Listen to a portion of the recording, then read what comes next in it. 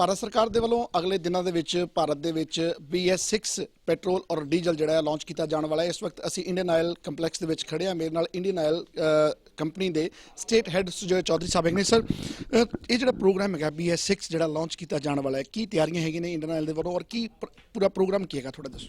हाँ, देखिए BS6 launch के तहत हम लोग क्या किए, पहले रिफाइनरी सारे रिफाइनरीज को धीरे धीरे अपग्रेड किया है। उसके बाद BS6 प्रोडक्ट जब हम डिस्पैच शुरू किए पाइपलाइन के तहत, तो हमारे जो टर्मिनल डिपो है जहां से हम सारे आउटलेट्स को सप्लाई करते हैं उसको अपग्रेड किए। उसमें ये BS6 आया, उसको BS4 हटा के BS6 लिया गया। अभी हम रिटेल आउटलेट्स को पूरा कन्वर्ट कर रहा है। एक आध दिन में सारे रिटेल आउटलेट्स BS6 प्रोडक्ट से भर जाएंगे और आगे जाके हम वो BS6 लॉन्च जो 1 अप्रैल के लिए तैयार है, उस 1 अप्रैल से सारे देश में BS6 प्रोडक्ट्स डिलीवरी चालू करेंगे। सर, जो आम कस्टमर है, जो आम लोग हैं, साधारण शब्दों में उन्होंने समझाना हो तो की डिफरेंट की है दोनों च BS4 जिवें पहला असीं यूज़ कर रहे थे, हुण BS6 ते उत्ते असीं जा रहे हैं। BS4 और BS6 का दो मेन एडवांटेज, एक तो है कि सल्फर का रिडक्शन 50 ppm से गिर के 10 ppm पे आ जाएगा। तो जैसे सल्फर घटता है उसके साथ साथ जो हम जलाते हैं तेल, वो तेल जलाने के तहत जो सल्फर डाइऑक्साइड बनता है, जो हमारे एग्जॉस्ट के माध्यम से बाहर निकलता है, वो करीब मानो 70-80% कम हो जाएंगे। अच्छा, डीजल इंजन में और एक चीज़ होता है कि जब हम डीजल इंजन को यूज़ करते हैं, क्योंकि वो कंप्रेशन ज़्यादा है, तो वहाँ नाइट्रोजन ऑक्साइड निकलता, तरह तरह का वेरिएशन ऑफ नाइट्रोजन ऑक्साइड्स। उसको हम क्या करेंगे, हमारे कैटलिटिक कन्वर्टर जो गाड़ी में होंगे, वो गाड़ी के थ्रू वो जब पास करेगा तो नाइट्रोजन ऑक्साइड नाइट्रोजन और वाटर में कन्वर्ट हो जाएगा, तो पूरा साफ है। और साथ साथ पार्टिकुलर मैटर जो डीजल इंजन में ज़्यादा होता है वो भी अरेस्ट हो जाएगा, वहाँ एक फिल्टर रहेगा। तो इसका मूल ये होता है कि कस्टमर के लिए एक सुंदर स्वास्थ्य पर्यावरण मिलेगा, जो जिसके तहत हम लोग सब सांस ले पाएंगे आराम से। वातावरण का तुसीं जिक्र किया, पर्यावरण की गल की है। पंजाब का जां जिहड़े गुआढ़ी सूबे हैगे आ, पराली जदों जलाई जाती है बड़ा इशू बनता। पराली नूं लैके भी इंडियन ऑयल दे वल्लों एक प्रोग्राम चल रहा है कि जिहड़ा एक गैस बनाई जानी है, उस नूं लैके की सर? हाँ, पराली लेके दो काम चल रहा है। पराली, एक तो हम बायो इथेनॉल बनाने जा रहे हैं पानीपत में, एक पायलट प्लांट करीब 800 करोड़ खर्च में बन रही है, वो 1-2 साल में रेडी हो जाएगा। दूसरा कि जितने पराली है उसके साथ टाई अप करके कुछ एंटरप्रेनर आइडेंटिफाई किया, एक एक्सप्रेशन ऑफ इंटरेस्ट लॉन्च किया था गवर्नमेंट ऑफ इंडिया ने।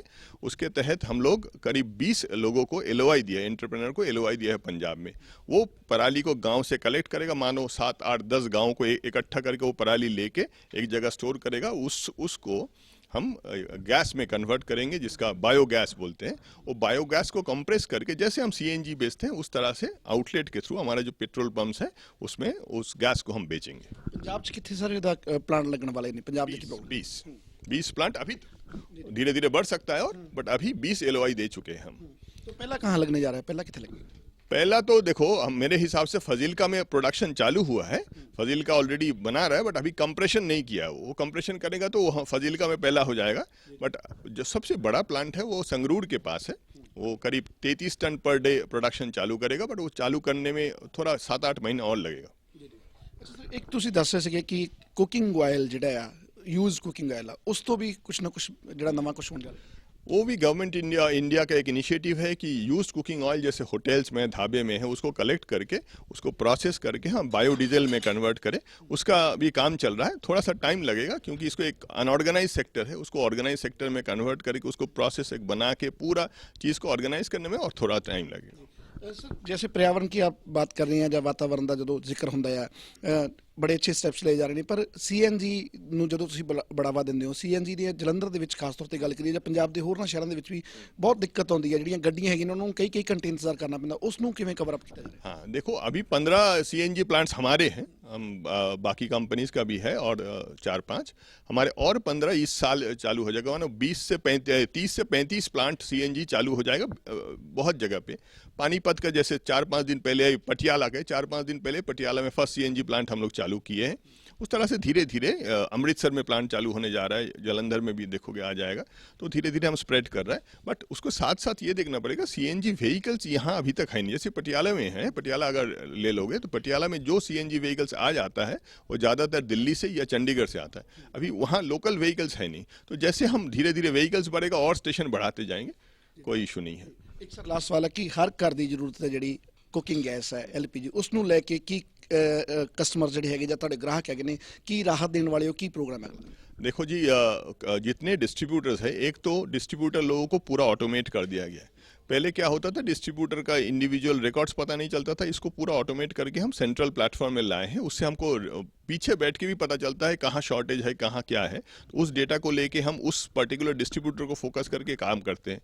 दूसरा क्या है, हम व्हाट्सएप बुकिंग चालू कर दिए, पेटीएम के साथ टाई अप हो गया, पेटीएम बुकिंग प्लस पेमेंट कर पाओगे अब। तो इस तरह से जो स्टेप्स है, customer friendly steps, so that customer को एक तो बुकिंग करने में तकलीफ ना हो।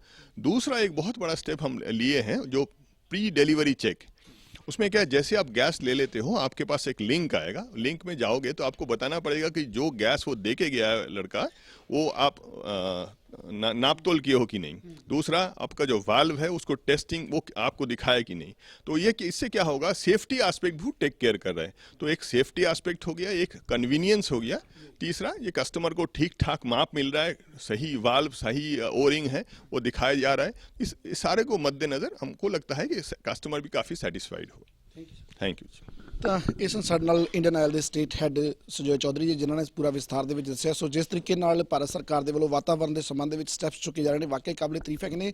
ਔਰ ਜਿੱਥੋਂ ਤੱਕ ਪੰਜਾਬ ਦੀ ਗੱਲ ਹੈ, ਜਾਂ ਜਿਹੜੇ ਨੇੜਲੇ ਸੂਬੇ ਹੈਗੇ, ਜਿਵੇਂ ਪਰਾਲੀ ਨੂੰ ਲੈ ਕੇ ਹਰ ਵਾਰ ਇਸ਼ੂ ਬਣਦਾ ਹੈ, ਵਾਤਾਵਰਣ ਨੂੰ ਲੈ ਕੇ ਜਦੋਂ ਪਰਾਲੀ ਜਲਾਈ ਜਾਂਦੀ ਹੈ ਉਦੋਂ ਵੀ ਬੜਾ ਸ਼ੋਰ ਸ਼ਰਾਬਾ ਹੁੰਦਾ ਹੈ ਕਿ ਜਿਹੜਾ ਵਾਤਾਵਰਣ ਗੰਦਲਾ ਹੋ ਰਿਹਾ, ਵਾਤਾਵਰਣ ਪ੍ਰਦੂਸ਼ਿਤ ਹੋ ਰਿਹਾ। ਉਸ ਨੂੰ ਲੈ ਕੇ ਵੀ ਜਿਹੜਾ ਪ੍ਰੋਗਰਾਮ ਹੈਗਾ ਆ, ਪਰਾਲੀ ਤੋਂ ਜਿਹੜੀ ਬਾਇਓਗੈਸ ਬਣਾਈ ਜਾਣੀ ਹੈ, ਉਸ ਦੇ ਜਿਹੜੇ ਪਲਾਂਟ ਹੈ ਵੀ ਜਿਸ ਤਰੀਕੇ ਨਾਲ ਇਹਨਾਂ ਦੱਸਿਆ ਪੰਜਾਬ ਦੇ ਵਿੱਚ ਲੱਗਣੇ ਆ। ਪਹਿਲਾ ਪਲਾਂਟ ਜਿਹੜਾ ਆ ਸੰਗਰੂਰ ਦੇ ਵਿੱਚ ਉਸ ਦਾ ਆਗਾਜ਼ ਹੋਣਾ ਹੈ। ਜਿਵੇਂ ਚੌਧਰੀ ਸਾਹਿਬ ਨੇ ਦੱਸਿਆ ਕਿ ਜੋ 7-8 ਮਹੀਨੇ ਹੋਰ ਲੱਗਣੇ ਨੇ, ਉਸ ਤੋਂ ਬਾਅਦ ਜਿਹੜਾ ਪਲਾਂਟ ਜਿਹੜਾ ਉਹ ਵੀ ਜਿਹੜਾ ਫੰਕਸ਼ਨਲ ਹੋ ਜਾਏਗਾ। ਸੋ ਕੁੱਲ ਮਿਲਾ ਕੇ ਵਾਤਾਵਰਨ ਨੂੰ ਲੈ ਕੇ ਜਿਸ ਤਰੀਕੇ ਨਾਲ ਜਿਹੜੀ ਪਲੈਨਿੰਗ ਕੀਤੀ ਜਾ ਰਹੀ ਹੈ, ਇਹ ਕਹਿਣਾ ਕੋਈ ਹਰਜ ਨਹੀਂ ਹੋਵੇਗਾ ਕਿ ਆਉਣ ਵਾਲੇ ਦਿਨਾਂ ਦੇ ਵਿੱਚ ਇੰਡੀਅਨ ਆਇਲ ਦੇ ਵੱਲੋਂ ਜਾਂ ਭਾਰਤ ਸਰਕਾਰ ਦੇ ਵੱਲੋਂ ਜਿਹੜਾ ਕੰਮ ਕੀਤਾ ਜਾ ਰਿਹਾ ਵਾਤਾਵਰਨ ਨੂੰ ਲੈ ਕੇ, ਉਸ ਦੇ ਵਿੱਚ ਲੋਕਾਂ ਨੂੰ ਕਾਫੀ ਕੁਝ ਨਵਾਂ ਵੇਖਣ ਨੂੰ ਮਿਲੇਗਾ। ਕੈਮਰਾ ਪਰਸਨ ਜਗਰੂਪ ਦੇ ਨਾਲ ਪਤਰਸ ਮਸੀਹ, PTC ਨਿਊਜ਼ ਜਲੰਧਰ।